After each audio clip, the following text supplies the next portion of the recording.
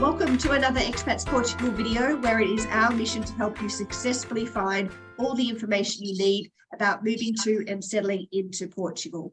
Tonight we'll be discussing and understanding the health insurance system in Portugal, including how to find the best coverage for yourself and your family, plus any requirements you might have for your visa process. We'll also touch base on the home nursing options that are available to you. Our special guest this evening is Nuno and Anna from Winsurance. Nuno being a very familiar face to many of our members. We enjoy working with Nuno as not only does he understand the expat market and their needs, but also because his level of customer service is absolutely the best. So Nuno is here to help everyone with their queries and is a wealth of information. If you are watching us for the first time, please ensure you press the subscribe button and bell so that you will be alerted every time we put up something new. Plus, feel free to comment and ask questions in the chat, and we will endeavour to get back to you ASAP. If you'd like to be part of our live audience on these webinars in the future, please ensure you join us as a member on our site at expatsportugal.com. Now, I'm happy to introduce you to our host for the show. Over to you, Carl. Thank you very much. And I would like to say with Barak here, Astrid, you sound like you've got a cold. So we're sorry to hear that, and I hope you feel better soon from me and everybody here this evening. Thank you. And thank you, everybody, for your greetings from all around the world, literally. Washington, D.C., Texas, Seattle, Cascais, of course. Braga, Elise has just been signed in Braga. Great news. Thank you so much. Minnesota, Glasgow, in Bonnie, Scotland as well. California, New Zealand. Thank you, everybody. Keep your locations coming in and your greetings and your questions, of course, in the chat. It is our great pleasure, as Astrid said there, to welcome Nuno, a friendly and familiar face. Somebody who's loved by our community here for the excellent service, as you said as well, Astrid, that is offered to the community here. Nuno, welcome tonight, and along with Anna as well. Nuno, thanks for being here. Yeah, hello, everyone. Thanks. Thank you so much for having me. Astrid, I consider myself a humble guy, so you put me a little bit red with all your comments. So I'm lucky to have here with me Anna, which many of you already text and email and talk with, and she's helping me answer you on the chat. So I'm expecting not too much time with the presentation. I will be a little bit fast, but I believe slow enough to understand. And I prefer to leave more time to the end and have the conversation and reply to answer to your questions. So can I share the presentation? Yeah, please do. Let's make sure that you are a co-host here. And I'm doing this in Portuguese at Zoom. So anything could potentially happen. But there you go. You should have co-host rights now, Nuno. Has that come through to you? Okay, now, yes. Yeah. Okay, so here we go then. Understanding health insurance in Portugal definitely does what it says on the tin, the webinar tonight. Keep those questions coming in the chat. Take it away, Nuno. Okay, thank you, Carl. So starting for the point that most of you start, which is the insurance requirements to get the visa. So for the D7, the first stage, it starts with the travel incoming insurance. It's a very specific insurance, very specific travel insurance. And the second stage of the D7, and also for other visas, like the Nomad, is the health insurance. So to the SAF appointment in Portugal. About health insurance, I'm not be talking about the coverage and explaining how it works. So I leave this to the end if you want, or for an online appointment. So we need to define what we want the health insurance for. What is the purpose? It's only to comply with the legal requirements of the Portuguese authorities to get the visa, or we want for something more like protection, which in my opinion should be the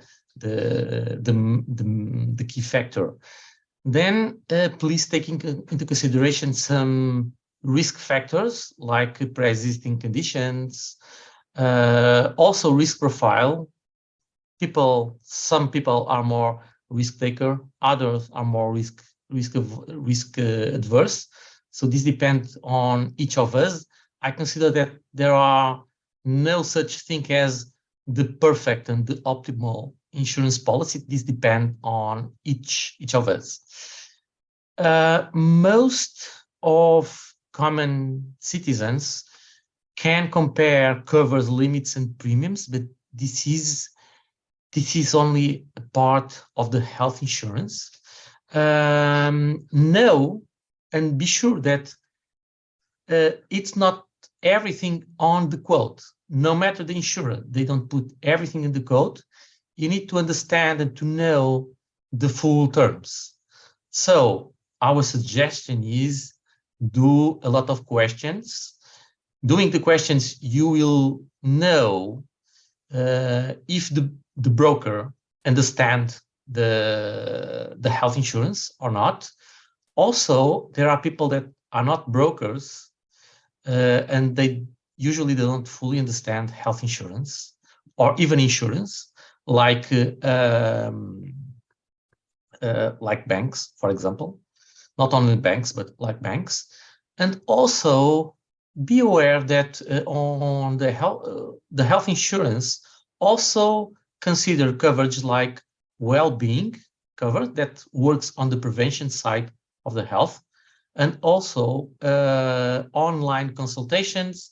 And this way you don't need to set an appointment this place to have the consultation and so on.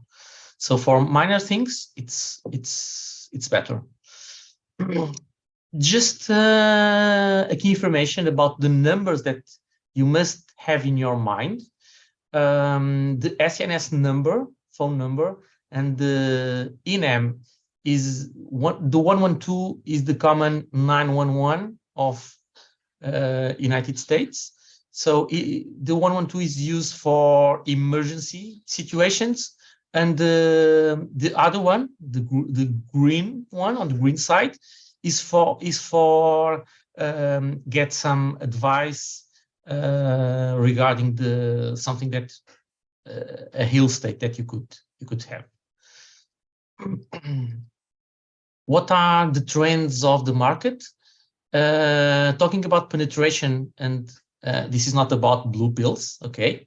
This is about the penetration of the health insurance on the Portuguese population. So health insurance is the insurance that rises the most each year. And nowadays, a third of the Portuguese people has a health insurance. Medical expenses are rising, not so badly as in the United States, far from that, luckily, but they are rising. Also, the public system availability, each day they are shown that they are lack of not enough doctors. Also, their facilities need some renovation. So we Portuguese, or not Portuguese, everyone that is live residence in Portugal count with the public system, which we consider good, but often, they're not available. Also, be aware that even if you have a full cover health insurance, home assistance is not covered, okay? Usually, 99.9% of the times are not covered. So there are a lack of cover on the health insurance. And this specific point drives us to the home nursing. Entering on this, not reading everything that is here, we can go deeply on the second part of this webinar. The home nursing drives us or came with the funeral cover. So they came together. This is very easy to qualify for, no matter the age. There are no waiting period. And now we enter just on the two main covers. is the assistance cover. This is a 24/7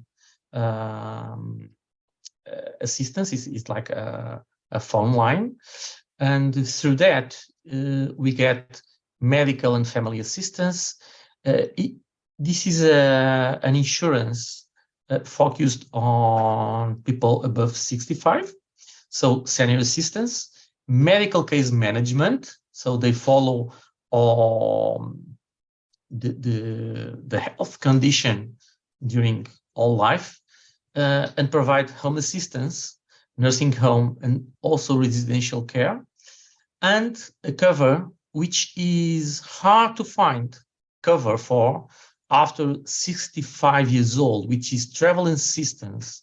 And the travel assistance comes the sanitary repatriation and the medical expenses. Funeral. The funeral cover is focused on the relief on the burden of future financial and administrative procedures. It includes the organization of the funeral, the payment of the expenses, and also the administrative and legal procedures, which, as you know, in Portugal, it's a nightmare. And also assistance regarding body transfer and so on. Also psychological assistance. Okay. And now a little bit of us, who we are. So our portfolio, just ask, we have it almost everything, no matter if we are talking about personal or business line. With person covers or products, we include pets because we consider pets as family, as part of the family. Regarding property, any kind of property, from cars, boats, home, liability, all type of liabilities, also professional for those digital nomads also, and exquisite and complex risks like fine art, horses, expensive watches, legal insurance, and so on. A little bit of us. So, and this is something that is deeply in our DNA. We really believe that we are not on the insurance business. We are on the trust business, to put a word on it. The claim is the moment of truth. All of our organization is based on people, not only on customers, but also we start with our people, with our team. We are getting more and more digital, and the procedures, we try to keep it sharp and simple, and try to provide a better and better customer experience. Some of the faces of our team are not here, and some of the faces that are here are not part of our team, the inner team. So some of you are handling with some of those faces. For instance, Anna is not there. Anna is here with us and is not there. We consider ourselves as an expert and not a provider of insurance like potatoes or chips. We really like to understand the full terms. So it's not just provide a quote. We provide assistance to claims, and we really do and try to do it better and better, adjust our availability to your needs. So many of the expat community know that we answer often on weekends, also out of the usual labor hour. So this is a way of doing things. Also, about our reputation, we are fully licensed as an insurance broker. And this is something that you could check before starting talking with people about insurance. We have more than 50 years of experience, which itself could not mean much. And we are certificated to operate on insurance behalf, and this means much because not every brokers can operate on insurance behalf. And that's it. I believe that I left time for the audience. Very good.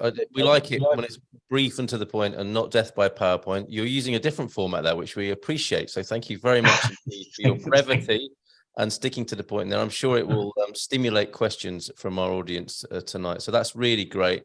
And yes, you were talking about the funeral and nursing expenses there, which is a difficult subject, isn't it? But when we spoke earlier today, you were saying this is something that Portuguese people don't really like to talk about, generally speaking. And it's something that we've talked about with you over the last couple of years, isn't it? You know, this is something that we need to get our heads around. And so thank you for coming up with a product that's helpful, both for funeral expenses and for end of life care, by the sound of it. And people may have questions about that. So sorry if that's a bit awkward for some people, but I think it's quite a useful area, a road to explore, so that the provision is there. And that can obviously bring a lot of peace of mind as well. People who don't know you, Nuno, will be thinking, hold on a minute, insurance, it is so friendly and personable. People will be coming from a culture where they're used to dealing with just, you know, people on the other end of a telephone line who they don't know. It's very different. For those of you who don't know how Winsurance and Nuno work in the team, this is a very personal service. And of course, they use the latest technology where it's appropriate, but you get that really good balance. And I think you pride yourself on that, right, Nuno, on the balance of the human contact and machines when they're necessary or can be helpful. Oh, yes. As I told, we are getting more and more digital, but you cannot find a quote on our website or Facebook page or LinkedIn or whatever. We strongly believe that this is all about human relations. And the proof that we strongly believe this is the environment, the energy that we have among our team. So I consider we consider all of us as colleagues, and I truly love them. I truly love them. Yeah, I can rely on them. I can be sick, and they will run the business without me, and I'd appreciate a lot. Very good. That's good to hear. And Anna, yes, thanks for you there, I think, as being part of this team. Shame you missed out on that meal there, but I'm sure next time you'll be going along to that. So that's wonderful. A brilliant balance of the personal touch and digital, you know, computers when it's necessary. And this is a problem, isn't it? People are taken in by a price sometimes online, which might be the beginning of a sales process or a funnel. The problem with that, of course, Nuno, as I understand it, is that it might not be tailored to the individual requirements. It's a kind of bit of a neat marketing trick, really, isn't it? And I know you prefer to speak to the person, as you've said there, so that you can get the right deal for the person, because all insurance is different for every person, really, isn't it? Yeah. Yes. From one side is because it's different from any person. This is one point. The other one is that even when we send a quote and we try to put on evidence some points of the quote, people just read the quote and don't stay aware what is on it, because for us it's easy because we are handling with insurance every day, so it's easy. But for people, it's not so easy. For instance, health insurance. Almost all insurance in the Portuguese market, they can cancel the insurance policy, the health insurance policy, on the annual renewal. All of them, almost all of them. And if I am 20, 30, 40 years old, okay, I can take the risk. But if I'm 60, 70. I don't want to live all my life without a health insurance. So this could be a huge problem. So there are those tricky points that are not on the quotes, and to explain and to inform, we need to talk with people. We need to consider to treat people as people, and he's different. Otherwise, it just open a spreadsheet and you have the premium. But that's not how you work, is it? So thank you very much. Questions coming in now from Andrew and Gary G. There was just one more general point I wanted to ask you about, which is people in their in the novelty of being in the country and this possible stress of getting this dealt with very quickly can be very tempted by bank insurance. And I know Michael from Serenity is much more critical of the banks than you are. I think you're much fairer in your comparisons. But there are some shortcomings, aren't there, of dealing with somebody in a bank about insurance. And I did it myself, jumping into the first insurance policy from a bank, because it's like, I can get this sorted out here.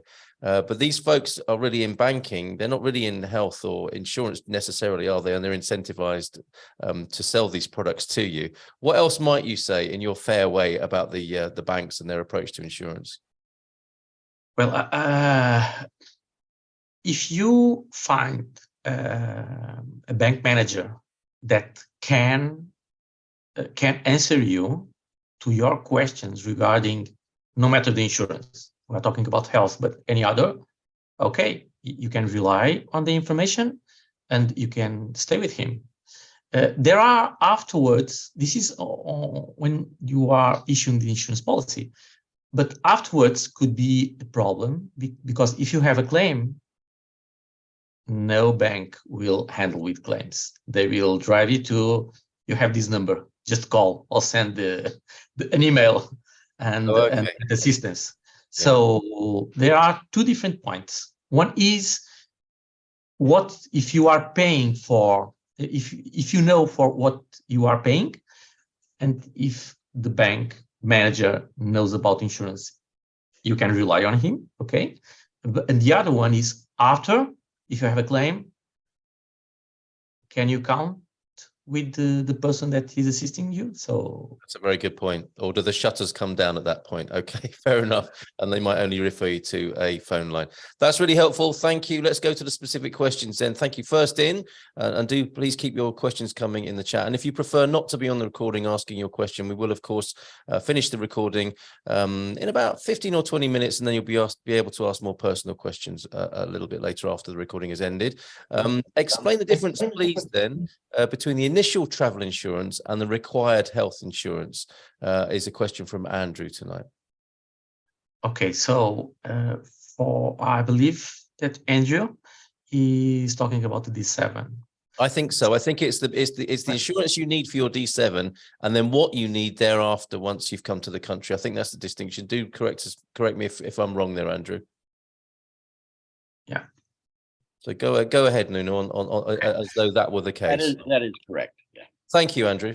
Thank you, Andrew. So for the first stage, which is the embassy, consulate, or VHS appointment, the requirement is travel insurance. Okay, and the travel insurance is always a temporary insurance. No matter if it's 1 year cover, but it's temporary. And the period, the insured period, depend on the embassy or the consulate or VHS office. For example, from Singapore, they are asking always for 1 year cover. From United States, last year, they are asking mainly for 4 months, but nowadays for 6 or 12 months. So it depends. This is the first stage. Afterwards, you will be waiting for the CEF appointment in Portugal. And to the CEF appointment, the requirement is health insurance. Mm-hmm. Health insurance is never temporary in Portugal. It's never temporary. It's always an annual insurance policy, no matter if you are paying monthly. Okay? Okay. But it's annual. All right. And basically, I mean, what they're trying to do is make sure you're not a burden to the health system, right? When you're in your first part of your application. And of I course, believe so. yeah, thereafter, with a private health insurance, once you come to live in Portugal, Nuno can help with that as well. But that is the distinction. And I hope we've covered that to your satisfaction, Andrew. Andrew goes on to say, age of applicant is 78. So let's talk about cover at different ages, which is something we know you can do, Nuno. So 78, that doesn't pose a problem for you, does it? No, it's not a problem. Not a Okay. problem. We have, based on our reputation, insurers rely on us and on our work, so we have no limitations. That's good to know. All right, let's go to. Insurance. Thank you for that. Let's go to pet insurance. And Terrell asked, could you say a quick word more about pet insurance generally? Are there a few plans, or is there a lot of variation? If there are just a few basic plans, what do they cover? So what can you expect? And I know it's difficult because, as we said before, it depends on the situation and who or what is being insured. But could you give us a rough idea of costs of pet insurance here in Portugal, as an example? Yeah. Pet insurance has mainly two sides. One is liability, so damages to others, like a bite of a dog. And the other side is health cover. So some insurance that has pet insurance has a healthcare network, like the health insurance for people. You can contract only liability, or you can contract also health. There are a specific situation considered in legally in Portugal, which is to some specific breed of dogs, considered dangerous, that you need a different liability insurance. Okay, and that list is available, isn't it, from government authorities? Yeah, it's not only a question of a list of breeds. If a dog already have bitten, Yes. bitten, Yep, bitten. Absolutely right. bitten, First time. Yep. someone is considered dangerous. So it's not only a question of breed; is a question of behavior of the dog. Also. That makes sense. That makes perfect sense. Yeah, very good. And roughly speaking, costs monthly or annual costs for pet insurance? This is a hard. It's a tricky one for me, but I believe that liability could be like 50 euros or less. 50. Yeah. Yeah. Okay. And health, the part of health, maybe 150 or 200. It depends on the age of the dog and some factors. Yeah, but I'm sure for our American viewers, listeners, audience tonight, that will represent a massive difference compared to the culture you're coming from, as it will with most of these insurance costs here in Portugal. So thank you for that, Nuno. That's really helpful. Thank you, Terrell, for the question as well. I think we've dealt with the travel insurance, health insurance. If we haven't for anybody, do please let us know. And I'm going to push you again on costs, if I may, just as illustrations. We're not holding you to this. This is just for illustrative purposes, Nuno. But Barak asked, so can you give an example of what insurance would cost for a husband and spouse over 60 to 65, and also do insurance policies cover death and funeral coverage? Now, as far as I understand it from what you said, the death and funeral coverage is a new policy. So can we deal with that first? Okay, this is a different insurance policy, and we need to take into consideration that we are the insurance premium that we are paying. Actually, we are also paying the funeral expenses up front. Okay, so we fix the cost, no matter the differentiations in the future that could happen, on a certain range of variation. So it's always an insurance that could cost between 5,000 and 7,000 euros. Okay, it depends on the coverage and also. And that's one fixed cost. Yes, and paying once. Paying once. Then there are a little cost each year to assistance coverage. Oh, maybe this is the 280. the continued nursing assistance coverage Yeah, as you get older. Yeah, because actually, I mean, in the great scheme of things, €5,000 wouldn't go very far, would it, in nursing assistance at home? So that's something, that's small print that's perhaps worth going through with Nuno on a one-to-one call there. But that's yeah, in a set, I use the word advisedly, but that is good news to know that that's available, obviously for not very nice circumstances there, but good to know that you can cover that, Nuno. So let's go back to the first part of that and an illustration perhaps then. And of course, yes, how long is a piece of string? How much of the detail is covered and what sort of pre-existing conditions do people have? But for husband and wife team, 60 to 65, an example policy, what is that costing a year and what sort of coverage? I don't know if Anna can help me with some instantaneous quote from maybe the two first one. You know what? I mean, it may be Jerry as well, and I can help here because, you know, we have had different types of cover. Not me and Jerry. I don't know about Jerry specifically. I mean, my family. At the moment, a family of 5. We work with you, Nuno, and we have around €90 a month for a family of 5, 3 children, 2 adults, and we have had a much more fully featured 5-star policy in the past, which was around $250. And that had an additional person in the policy as well. So as I was saying before, that's pretty competitive when you compare it to American prices. I don't know if you want to add any other illustrations. Anyone else in the team? I can. Yes, I can, Carl. Thank you. My personal health insurance, which is an all singing, all dancing package, and allows things like, for example, if I needed a specialist that was only available in Germany, they pay for that. And I pay €125 a month for that. Yep. With some previous conditions. So my partner, who's younger than me and doesn't have previous conditions, I think we're paying around €65 a month. Okay, thank you for that. Really helpful. Thanks, Jerry. I don't know if you want to add any more to that, Anna or Nuno, but there you go. You've got our own personal testimony there. So in general, among all insurers, the health insurance starts at a certain level from very young ages up to maybe 15, and then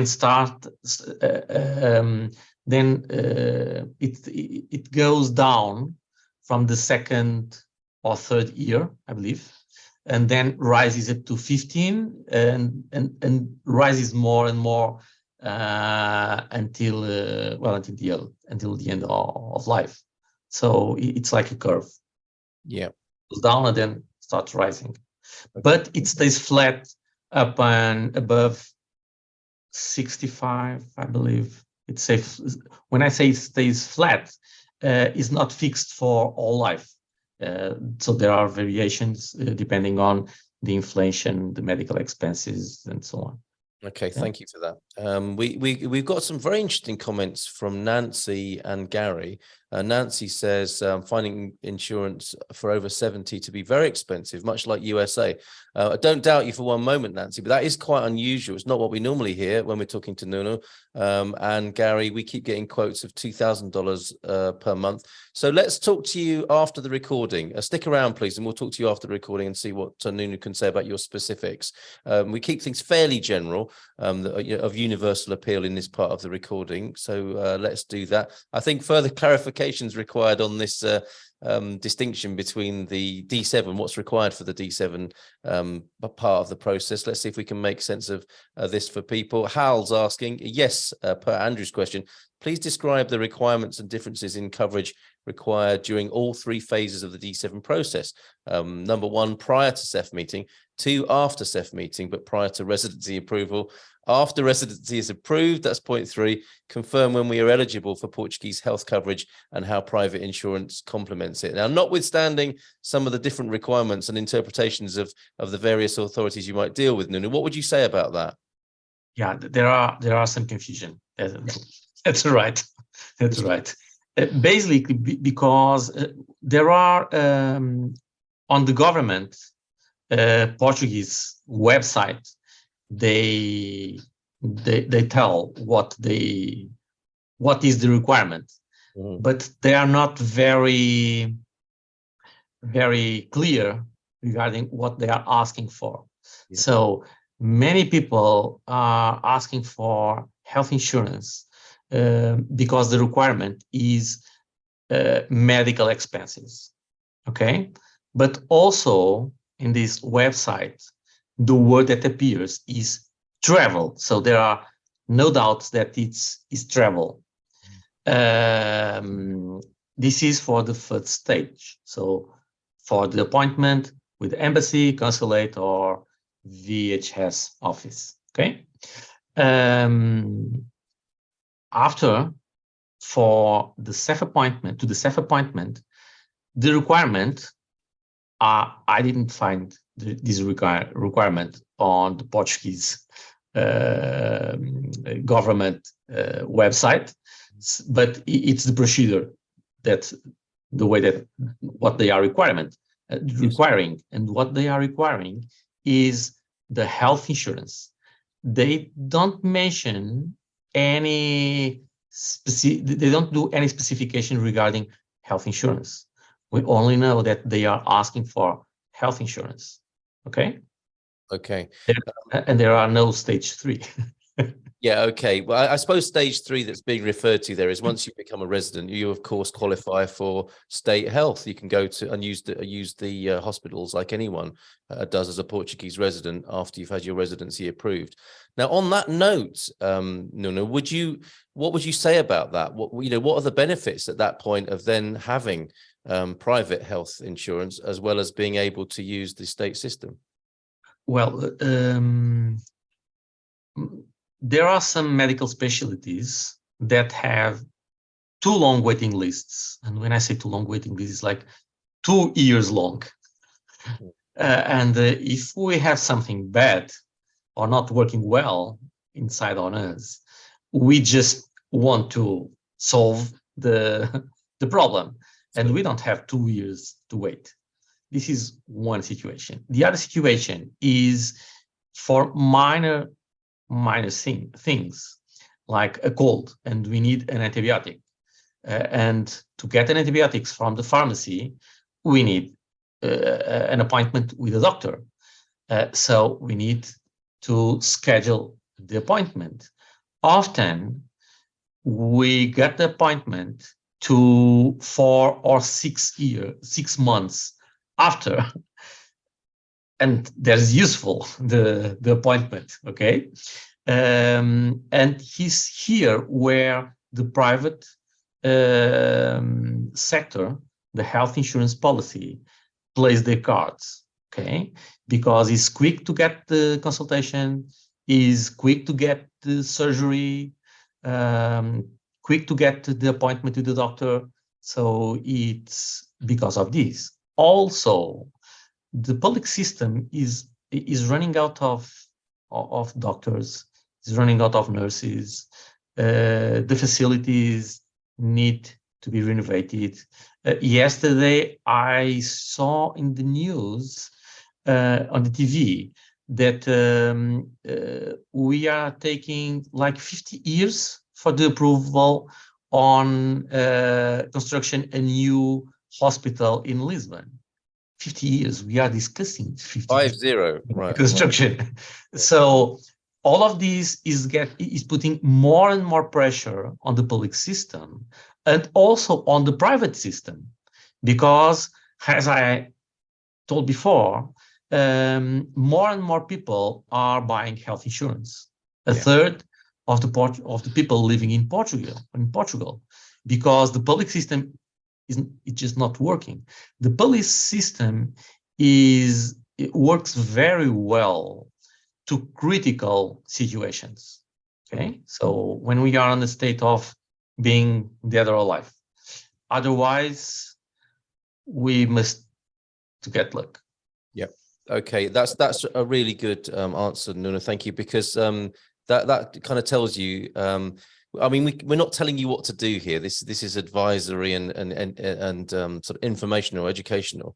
But it does seem that that hybrid approach of relying on the system, which is a good one in those emergency situations, and in those situations of an emergency, you can do that. You can safely do that here in Portugal, and to have some private backup as well. That's what we're observing. That it seems to be where people feel most confident doing something like that. And as you say, Portuguese people themselves, it's not just the foreigners, the expats, and the immigrants coming in and doing that. It's the approach that most an increasing number of Portuguese people seem to be doing as well. So thank you for that. Some great comments. We will conclude the recording quite soon. Just wanted to include a couple of things here. Heather is asking, do you provide a concierge service that can engage medical services on our behalf or put us in touch with English-speaking medical providers, or is that a separate business? It is a separate business. It's Serenity, and you'll find them in the Expats Portugal business directory. But Nuno, you work closely with Serenity, don't you? And I think that partnership is proving to be very helpful to people. Yes. We in Serenity, and Michael is the person that you could know better of Serenity. We support ourselves, so we already Serenity already helped some of our clients that has specific health or disease situations. So we don't have nothing to be with health or medical side, and also Serenity is nothing to be with insurance. Mm-hmm. So because to be a broker, we need to be licensed for the Portuguese regulator. Okay. All right. So there you go, Heather. You can find out about Serenity. And yeah, Jerry, thank you. Thank you, Jerry and Anna, for all you're doing behind the scenes here as well in the chat. It's really helpful. Thank you very much indeed with that. And Sid, as we conclude here on the recording, Sid is saying, this information is so very helpful. Thank you so much for doing this. And also, just to comment here, the amount we pay for insurance in this country, the USA, is horrendous. Reason number 3,472 for moving to Portugal. That's a fantastic list. We'll have to do a webinar one night, hey, Astrid, with the 3,400 or maybe 3,500 reasons for moving to Portugal positively there. That over several evenings, perhaps. So thank you for that. Don't worry, anyone who's here who's asked a question and I may have missed it, or you've not got an answer to your satisfaction, we'll come to you after the recording has concluded. I also thank you, Nuno, tonight for mentioning those emergency numbers. Those numbers are different to the UK and the US here in Europe. It's 112, isn't it, for the emergency number? And people need to make a note of that. But the distinction you also brought up tonight in your presentation was that there is an SNS 242424 or 2424 number that is for less serious matters. And it's quite important. There's been a campaign, it came out this week, didn't it, that the public health authority want people to ring the right numbers on the right occasion. If you're in a true emergency, it's 112. For other things that are of a slower and less of an emergency, it's the SNS 242424 number that you should be ringing. Yeah. And the same way that I rely on the private sector, so on health insurance, the same way I said that if something critical happen, don't think twice. Yeah. Don't call to the insurer.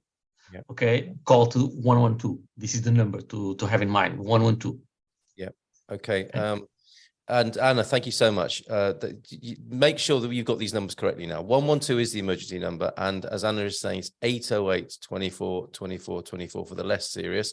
And we will address your question, Terrell, about which sort of things fit into which category there. But as Nuno just said, if in doubt, definitely call the emergency services. But 112 is the sharp end, the emergency end, where the paramedics and the ambulances you see with INEM and the bomberos will be scrambled to wherever you are in an emergency on 112. Nuno, last words to you then in this section of tonight's webinar. Is there anything else that's come to mind, or from you, Anna, in fact, that you'd like to include before we end the recording here? Anna? We need you unmuted, Anna. Did you want to add anything? If not, I'm just going to thank you. And if I make an insurance joke here, thank you for a fully comprehensive presentation this evening tonight, Nuno. We will go to the third parties now and ask them if they. Oh, I'm getting a thumbs down for that. Sorry about that, everybody. Thank you so much. We'll go to you, Astrid, now. Thank you, everyone, for the presentation. It was really, really valuable. Please, again, if you do want to be part of the live audience here and have your questions asked, visit our site at expatsportugal.com and sign up as a member. We would love to have you on board and share much more information with you to help your journey coming to Portugal. That's great. Thank you, Astrid. Let's end the recording there and go to your more personal questions.